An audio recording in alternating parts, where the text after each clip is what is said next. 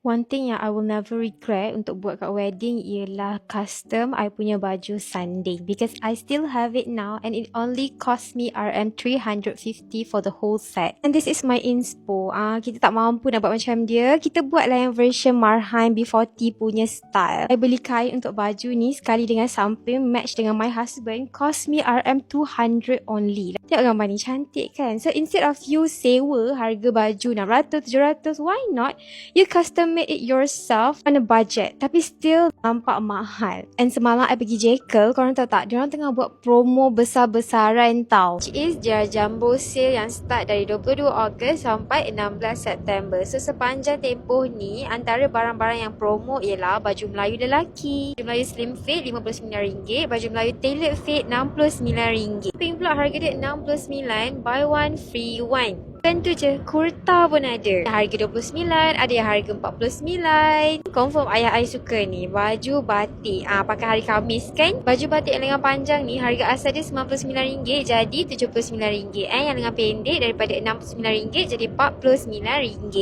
Baju Melayu je, fabric pun ada promo. Washable set yang daripada harga RM39 jadi RM19.90 je korang. Semua corak washable fabric ada off di 20% ke 50% depending on the design. Suka baju kurung yang berlace-lace, lace dia pun ada off. Harga RM19.9 sekarang dah jadi RM15. Untuk lace-lace yang mahal ada off 20 to 30%. Suka beaded lace yang jenis pearl tu kan? Yang tu harga dia RM19.90 1 meter. Kurung tak ada ke? Confirm lah ada kan? Yang ni area baju kurung ada kanak-kanak, ada dewasa. Discount 30% hingga 50%. Jekyll nak bagi RM10,000 kain percuma dekat siapa yang buat pembelian. If you spend RM250 kat sini, you akan dapat free washable set yang harga RM49. And kalau you spend RM500, dapat free washable silk yang harga RM98. So apa tunggu lagi? Jomlah shopping baju raya untuk next year dekat Jekyll.